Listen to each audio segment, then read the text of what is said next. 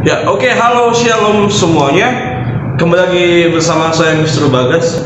Kita akan melanjutkan pembelajaran materi kita yaitu bab 11. Ya, sebelumnya saya ucapkan terima kasih untuk anak-anak kelas 8 yang sudah mengikuti ujian lisan dengan baik, dan saya kagum dan bangga puas dengan jawaban kalian yang aktif-aktif dan yang sangat kritis. Bagus itu, ada beberapa orang yang sudah mulai berani untuk bersuara, beberapa orang yang sudah mulai berani mengungkapkan jawabannya, pendapatnya seperti itu. Nah, sebelumnya saya sudah belajar di bab 10 tentang hidup berkelimpahan. Nah, hidup berkelimpahan itu jadi kalian mengerti konsepnya seorang pemimpin yang memimpin kehidupan kalian, yaitu Yesus Kristus yang kalian jadikan pemimpin dalam kehidupan kalian. Dan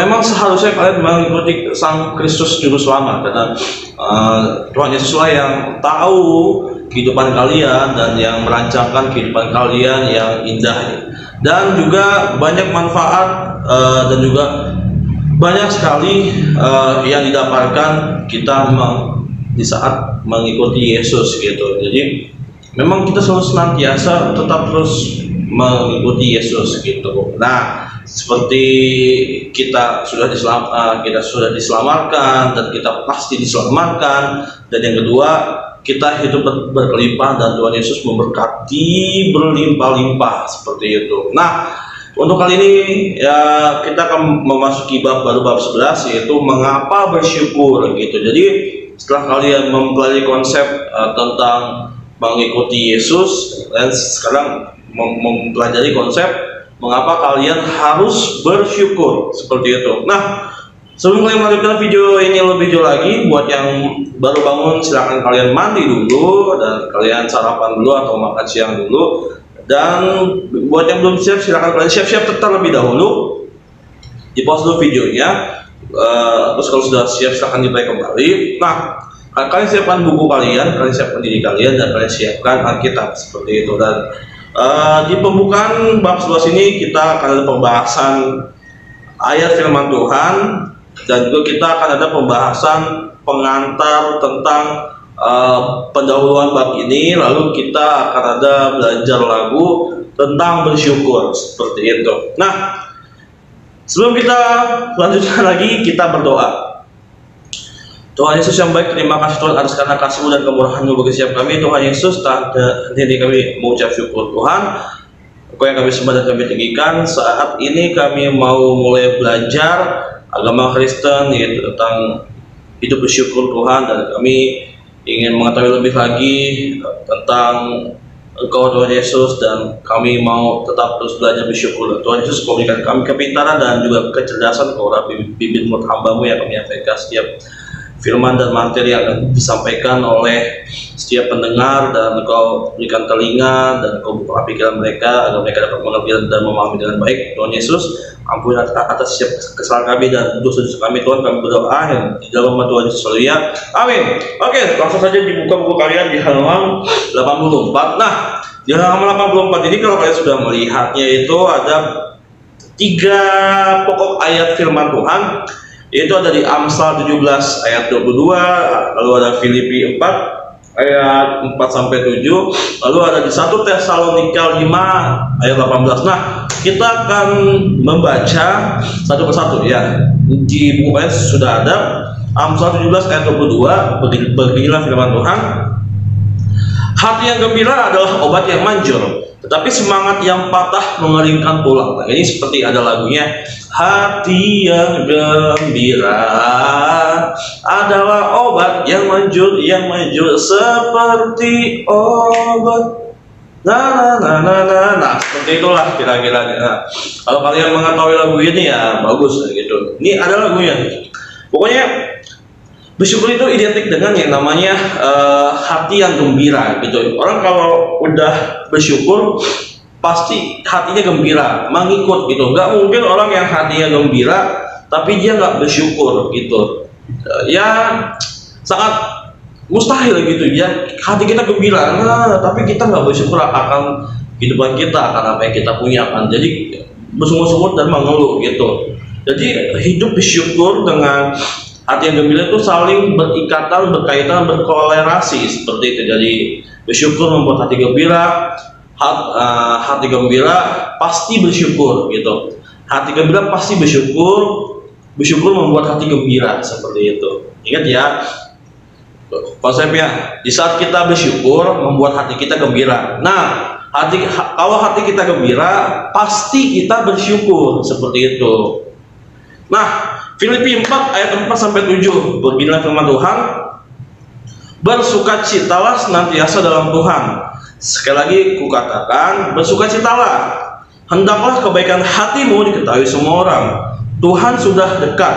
Janganlah hendaknya kamu khawatir tentang apapun juga, tetapi nyatakanlah dalam segala hal keinginanmu kepada Allah dalam doa dan permohonan dengan ucapan syukur. Damai sejahtera Allah yang melampaui segala akal akan memelihara hati dan pikiranmu dalam Kristus Yesus. Nah, di sini kalian melihat ada beberapa kata yang diulang kembali. Bersukacitalah, sekali lagi kukatakan bersukacitalah. Nah, ini penekanan poin penting bahwa pentingnya dan memang harus bersukacita. Lalu hendaklah kebaikan hatimu diketahui semua orang. Nah, ini maksudnya bukan karena sombong, tapi gini, kebaikan hati yaitu semua hal-hal yang hati yang baik gitu. Hati yang baik itu ya menghasilkan buah-buah ya, buah-buah roh yang baik. Jadi kesenangan, kebahagiaan, kemurahan, kebajikan itu berasal dari kebaikan hati yang baik gitu, kebaikan hati gitu. Nah, ini yang harus ya memang semua orang itu memang harus melihat ini gitu. Diketahui semua orang itu maksudnya adalah menyatakan kemuliaan Tuhan bagi semua orang seperti itu. Jadi orang melihat segala kebaikan kita itu bukan karena kita memberi gitu, tapi karena sikap pola kehidupan kita. Jadi kan seperti pertanyaan di PH waktu PH lisan kemarin, Mister, kita memberi sesuatu tapi kita kan nggak boleh dilihat orang gitu. Nah, itu dalam konsep memberi, tapi ini kebaikan itu berarti itu segala sesuatu dalam unsur kegiatan kehidupan kalian, sikap, perilaku seperti itu. Jadi bukan hal yang memberi, tapi segala macam bentuk tindakan. Ini tindakan kebaikan itu harus semua orang harus mengetahuinya seperti itu. Bukan karena untuk kesombongan, tapi memang karena seharusnya. Itu seharusnya semua orang tahu bahwa engkau baik. Nah, lalu Tuhan sudah dekat. Janganlah hendaknya kamu khawatir tentang apapun juga, tetapi nyatakanlah dalam segala hal keinginan kepada Allah dan doa permohonan dengan ucapan syukur. Nah, gini, maksudnya adalah Tuhan sudah dekat. Ini maksudnya bukan karena konsep pemikiran kiamat gitu, konsep pemikiran akhir zaman, tapi Tuhan sudah dekat tuh karena Tuhan sudah menghampiri kita gitu, sampai turun ke dunia gitu, sampai rela mati disalibkan gitu untuk kita. Itu Tuhan sudah dekat dengan kita. Jadi Tuhan sudah dekat, nggak ada jarak antara kita dengan Tuhan, tuh ada jarak gitu. Jadi ya kita dengan apapun ya, dengan apapun, kapanpun, dimanapun kita bisa selalu senantiasa berkomunikasi dengan Tuhan seperti itu. Nah, janganlah, jadi di saat kita sudah dekat, janganlah kita khawatir gitu tentang apapun. Jadi Tuhan gimana nih, Tuhan gimana ya, percayakan saja sama Tuhan gitu. Kalau kau dekat dengan Tuhan, ya udah pasrah Tuhan, aku nggak bisa apa-apa, udah kuserahkan kepadamu gitu. Terus lalu, nah ini yang penting nih, meskipun Tuhan tahu apa keinginan, apa kebutuhanmu, tapi tetap engkau harus menyatakan itu dalam doa gitu. Tuhan melihat kesungguhan hatimu, Tuhan melihat pergerakan hatimu gitu. Tuhan tahu apa yang kamu butuhkan, Tuhan tahu apa yang kamu inginkan, tapi Tuhan menunggu respon hatimu. Apakah kamu mau? Apakah kamu, ya Tuhan ingin melihat respon hati sebenarnya. Jadi di saat engkau berdoa, nah, disitulah baru Tuhan, seperti inilah gitu. Sama seperti gini, contohnya, papamu melihat sepatumu rusak gitu. Papamu tahu kebutuhanmu adalah membeli sepatu gitu, tapi engkau masih nyaman-nyaman aja memakai sepatu kayak gitu. Engkau masih ya bisa memakai sepatu rusak gitu, padahal dalam hatimu, aduh, kok pengen banget sepatu baru gitu. Ya papamu tahu engkau mau membelikan sepatu, engkau membutuhkan sepatu baru, tapi engkau nggak bilang ke papamu gitu. Coba kalau kamu bilang, kayaknya sepatuku udah gak nyaman ya, aku mau butuh sepatu baru gitu. Langsung bapak, oh iya benar gitu. Papa juga lihat kayaknya sepatumu udah gak layak pakai ya, kayaknya gak nyaman, jadi papa belikan. Nah itu seperti itu. Makanya kan nyatakanlah dalam segala hal keinginanmu. Tuh, bahkan Tuhan bilang keinginan tuh, bukan hanya kebutuhan, keinginan tuh. Ingat kepada Allah dalam doa dan permohonan dengan ucapan syukur. Tetap bersyukur. Jadi nih, jangan karena kita mengingini, tetapi kita karena dari dasar kita iri gitu. Jangan, tetapi harus karena kita bersyukur Tuhan. Jangan ada kata tapi, bersyukur Tuhan gitu. Aku bisa hidup sampai sini dengan apa yang aku punya. Dan Tuhan, aku ingin gitu. Jadi jangan gini, aku bersyukur tapi kayak ada yang kurang. Nah, itu salah. Nah, lalu damai sejahtera Allah yang melampaui segala akal akan memelihara hatimu dan pikiranmu dalam Yesus. Nah, ini luar biasa sekali.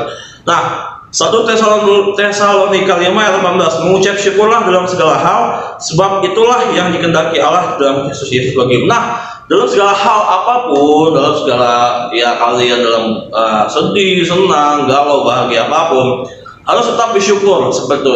Bersyukur tidak hanya dalam keadaan senang atau bahagia gitu, tapi di saat kita sedih pun kita harus bisa bersyukur gitu. Nah, contohnya kan misalkan kalian habis jatuh gitu, aduh sakit gitu kan, tapi kalian bersyukur, aduh Yesus terima kasih gitu, bersyukur aku jatuh doang gitu, aduh syukur gitu. Jadi kalian bisa mengurangi rasa sakit itu dengan bersyukur gitu. Jadi kalau kalian misalkan nggak bersyukur kayak gini, aduh sakit Tuhan, lu gimana sih, aduh sakit. Nah, kebanyakan lu yang ada malah nambah sakit nih gitu. Nah, lanjut.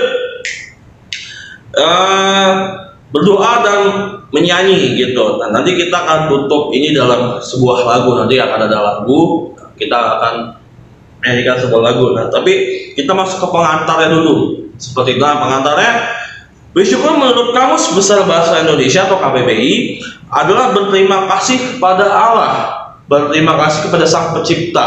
Bersyukur tuh berterima kasih intinya, terima kasih Tuhan, seperti itu. Nah, bersyukur adalah salah satu hal yang harus terus dilakukan selaku anak-anaknya.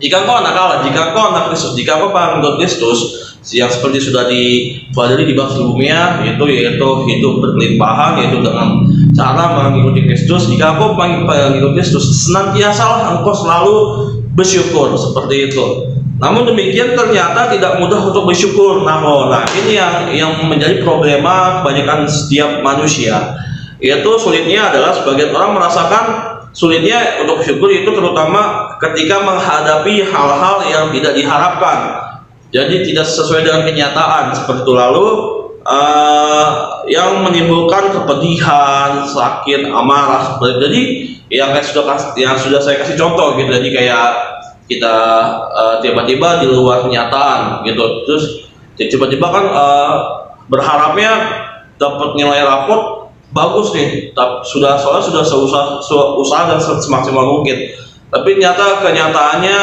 rapotnya masih kurang bagus gitu. Ya jangan sedih, terus bersyukur, Tuhan terima kasih Tuhan, seperti itu, tetap bersyukur gitu. Dalam pelajaran ini, dalam pelajaran 12 serta 13 nih, bab 12 bab 13, kita akan mengupas lebih dalam mengapa kita harus bersyukur.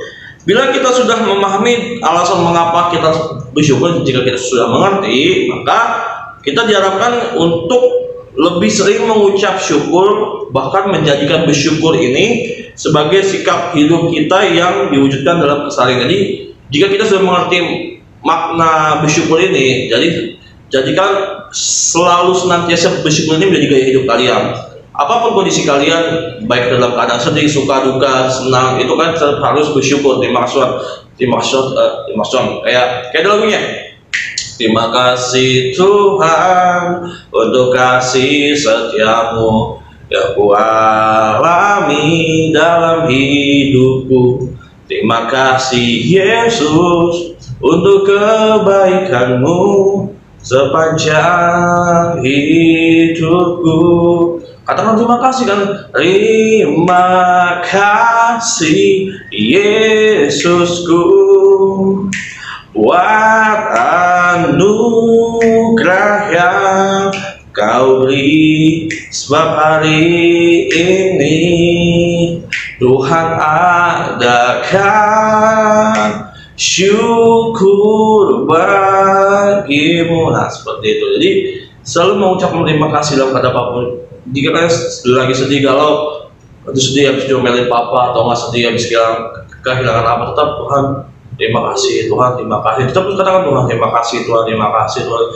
Itu lama-lama yang tadinya rasa duka, rasa pedih itu mengikis, menghilang seperti itu. Nah, penutup kita akan belajar lagu untuk mengawali pembelajaran ini.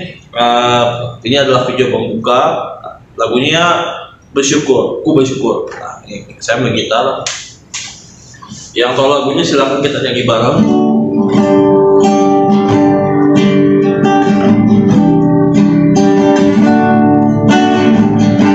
Berbanyak yang kau perbuat di dalam hidupku, rencana indahmu terjadi di hidupku. Bapa yang mengerti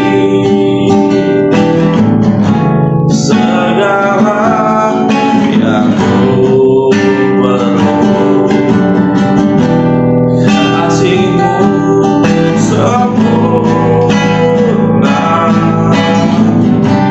nyata dalam hidupku. Ku bersyukur Bapa, ku bersyukur Tuhan,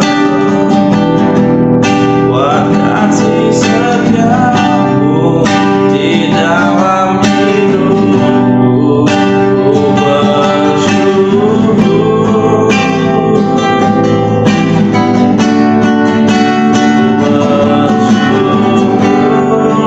Bapa, ku bersyukur Tuhan,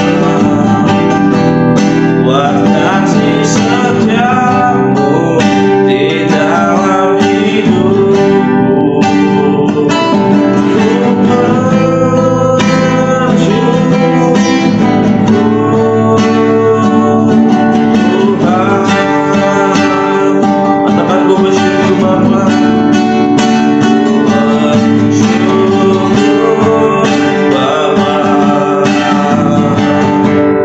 ku bersyukur Tuhan,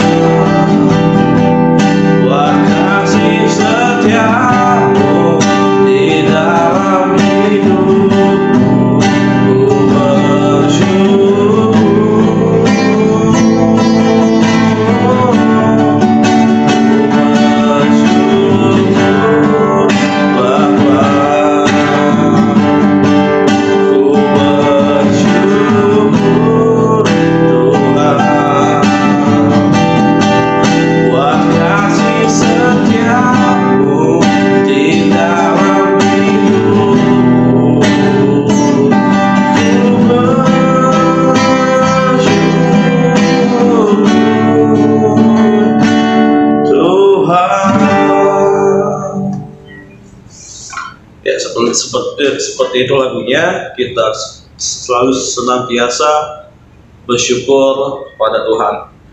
Mari kita berdoa. Tuhan Yesus yang baik, terima kasih Yesus. Kami sudah selesai belajar tentang bagaimana konsep dasar kita harus bersyukur. Kita belajar dari firman-Mu Tuhan Yesus yang telah disampaikan pada saat ini Tuhan Yesus. Dan Tuhan, kami selalu senantiasa mau belajar bersyukur dalam setiap apapun kondisi kami Tuhan Yesus, sehingga dalam bersyukur kami memancarkan kebaikan hati kami, sehingga kemuliaan Tuhan dinyatakan dalam setiap kehidupan kami Tuhan Yesus.